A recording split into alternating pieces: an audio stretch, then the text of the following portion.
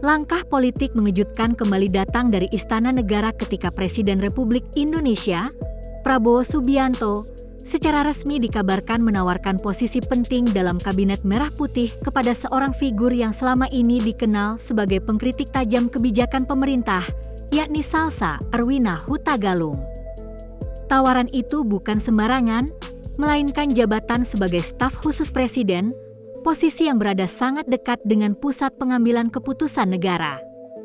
Sumber internal menyebut bahwa Prabowo menilai keberanian, kecerdasan, serta rekam jejak Salsa dalam menyuarakan aspirasi publik layak dipertimbangkan untuk membantu mengelola pemerintahan. Keputusan ini sontak menimbulkan kehebohan di kalangan politikus maupun masyarakat, sebab jarang sekali seorang kepala negara melirik influencer atau aktivis muda kritis untuk duduk dalam lingkaran kekuasaan.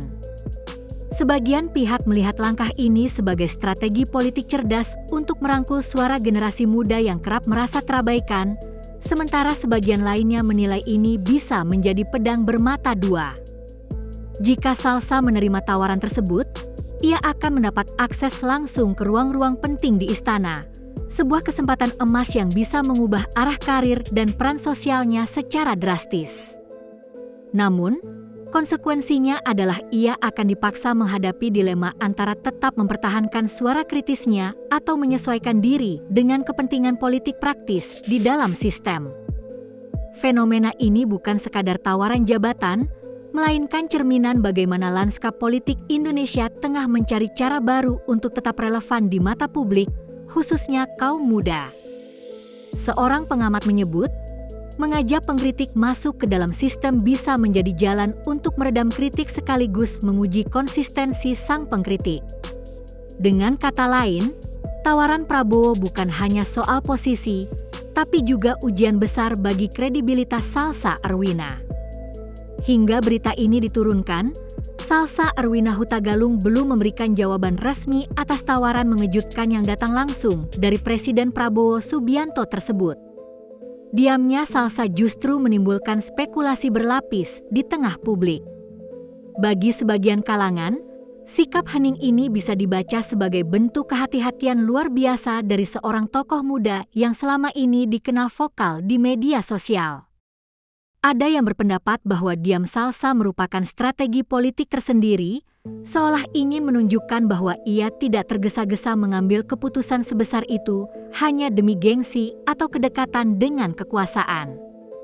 Namun, di sisi lain, keraguannya juga menimbulkan pertanyaan, apakah ia benar-benar siap meninggalkan perannya sebagai pengkritik independen yang lantang di luar sistem?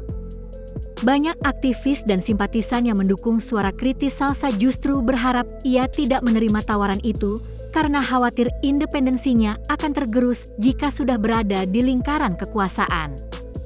Respons publik ini membuat situasi semakin kompleks, karena setiap pernyataan atau bahkan ketidakpernyataan Salsa kini menjadi sorotan.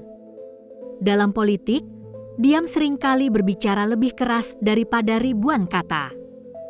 Pengamat komunikasi politik menilai sikap wait and see yang ditunjukkan Salsa memberi ruang spekulasi yang tak terbatas, mulai dari dugaan ia sedang menunggu tawaran politik lain, hingga anggapan bahwa ia tengah merancang strategi komunikasi untuk mengumumkan keputusan besarnya secara dramatis di depan publik.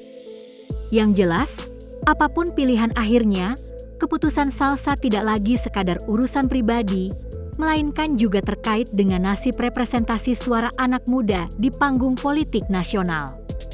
Nama Salsa Arwina pertama kali mencuat ke permukaan bukan karena kedekatannya dengan pejabat atau partai politik, melainkan berkat unggahan-unggahan kritisnya di media sosial yang dengan cepat menyebar dan memicu diskusi publik.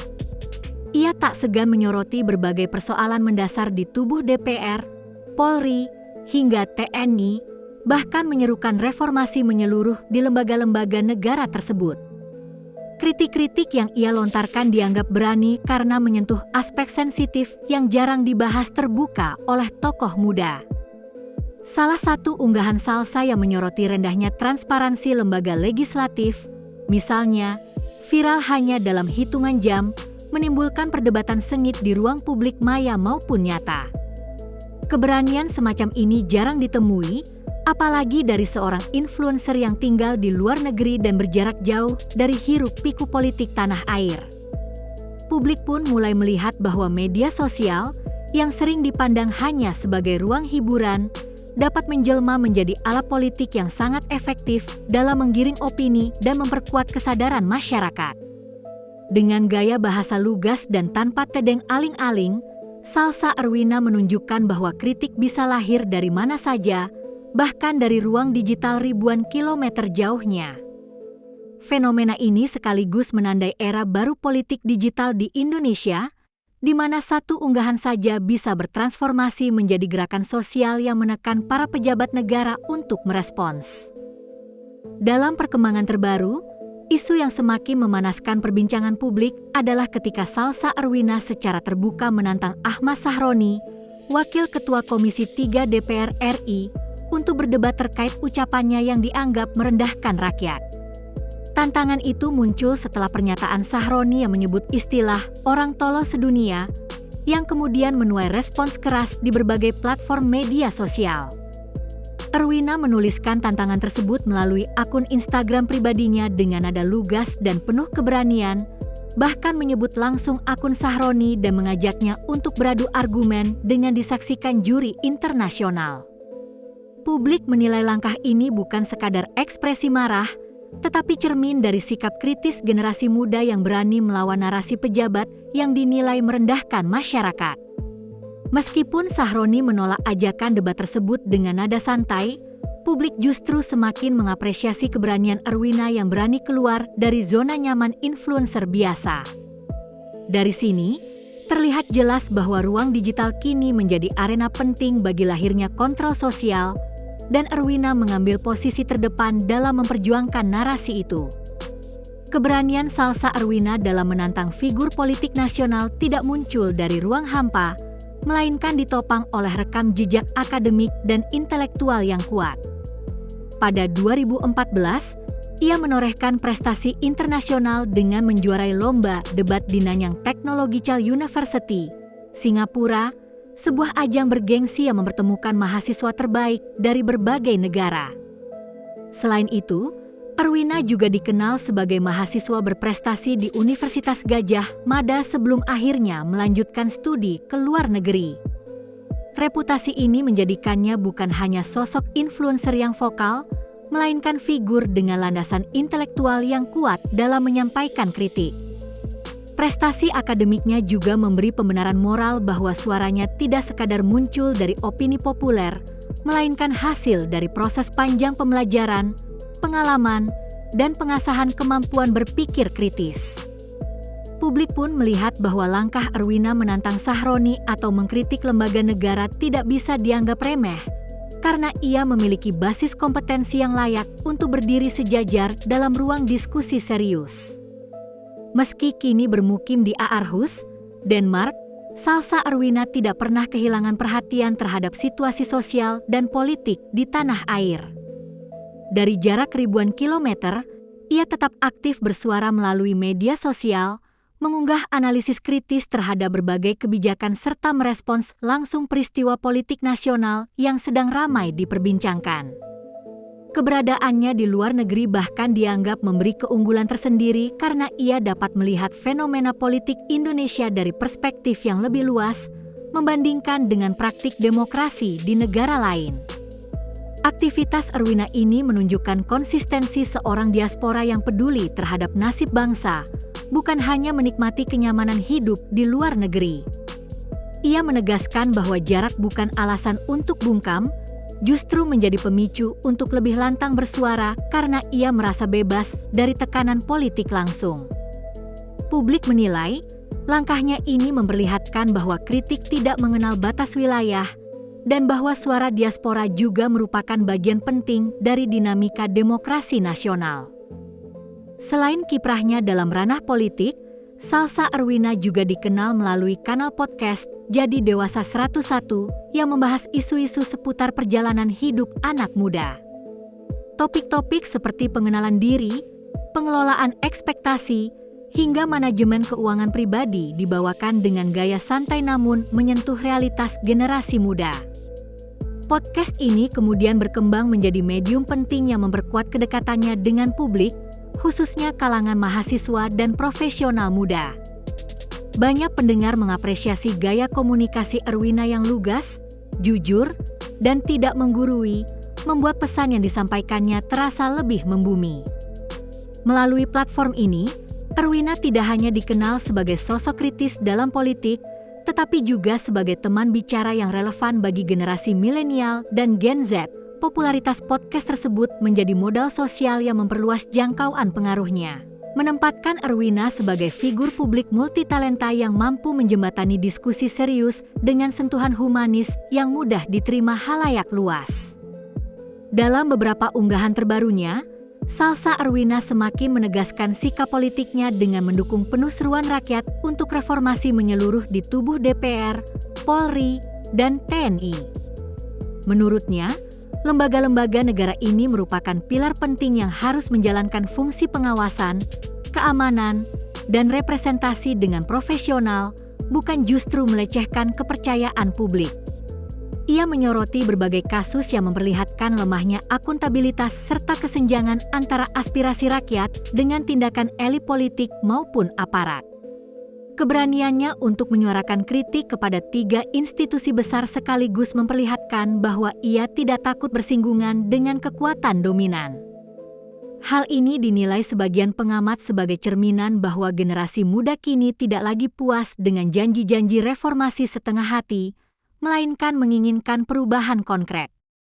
Publik kemudian melihat suara Erwina sebagai representasi kegelisahan kolektif yang membutuhkan figur vokal untuk disalurkan secara lebih luas. Keterlibatan Salsa Erwina dalam perdebatan politik nasional dengan sendirinya membuatnya muncul sebagai simbol generasi muda yang tidak hanya kritis, tetapi juga berani mengambil risiko dalam menyuarakan kebenaran. Ia sering disebut sebagai wajah baru dari aktivisme digital, di mana keberanian menantang elit politik dipadukan dengan kecerdasan dalam berargumentasi. Generasi muda yang sebelumnya merasa apatis kini menemukan representasi dalam figur Erwina, karena ia membuktikan bahwa suara anak muda mampu menembus tembok kekuasaan. Simbolisasi ini semakin menguat seiring dengan viralnya berbagai pernyataannya yang lugas dan tanpa tedeng aling-aling. Banyak kalangan menilai, sosok seperti Erwina penting untuk menginspirasi agar anak muda tidak sekadar menjadi penonton, melainkan ikut menentukan arah demokrasi. Ia pun kerap disebut sebagai pengingat bahwa politik bukan hanya urusan elit, melainkan ruang bagi setiap warga negara untuk berpartisipasi aktif. Puncak dari perhatian publik datang ketika Presiden Prabowo Subianto secara resmi memberikan sinyal untuk mengajak Salsa Erwina bergabung dalam Kabinet Merah Putih. Menurut informasi yang beredar, Erwina ditawari posisi staf khusus kepresidenan, sebuah jabatan yang tentu tidak bisa dianggap sepele karena berada langsung di lingkaran inti kekuasaan. Tawaran ini memunculkan spekulasi luas, mulai dari strategi Prabowo untuk merangkul suara kritis generasi muda hingga upaya meredam potensi oposisi di ruang digital. Publik terbelah dalam menanggapi isu ini, sebagian menilai langkah itu strategis dan visioner, sementara lainnya khawatir bahwa keberanian Erwina bisa tereduksi ketika sudah masuk dalam sistem. Namun yang jelas, tawaran jabatan tersebut menegaskan bahwa suara kritis dari seorang diaspora muda kini mendapat perhatian serius dari Presiden. Meski tawaran tersebut tampak menggiurkan, hingga kini Salsa Erwina belum memberikan jawaban pasti. Di satu sisi, menerima tawaran berarti memiliki peluang nyata untuk memengaruhi kebijakan dari dalam pemerintahan. Namun di sisi lain, banyak pihak khawatir bahwa langkah tersebut akan membungkam independensinya, menjadikannya bagian dari sistem yang justru selama ini ia kritisi. Dilema ini pun menjadi sorotan publik, karena tidak sedikit pengamat menilai keputusan Erwina akan menjadi titik balik penting dalam karir dan citranya. Apapun pilihannya, beban moral yang menyertainya begitu besar, sebab ia telah terlanjur menjadi simbol suara rakyat. Situasi ini menunjukkan betapa kompleksnya posisi seorang figur publik ketika berhadapan dengan realitas politik praktis yang penuh kompromi. Apapun keputusan akhir Salsa Arwina, jelas bahwa kiprahnya telah memberikan dampak signifikan bagi dinamika demokrasi Indonesia. Ia berhasil membuktikan bahwa suara individu, jika disuarakan dengan konsistensi dan integritas, dapat menggetarkan panggung politik nasional. Generasi muda kini melihat bahwa media sosial bukan hanya sarana hiburan, tetapi juga alat untuk membangun kesadaran politik. Keberanian Arwina dalam menantang elit, menolak pelecehan publik, dan menyerukan reformasi membuatnya menjadi tokoh yang layak diperhitungkan dalam jangka panjang. Bahkan jika ia menolak tawaran jabatan sekalipun, simbol yang ia bangun sudah cukup kuat untuk menjadi inspirasi bagi banyak orang. Demokrasi pada akhirnya membutuhkan suara-suara kritis semacam ini agar tidak terjebak dalam stagnasi. Dari seorang diaspora di Denmark, gong suara itu kini menggema hingga ke pusat kekuasaan di Jakarta.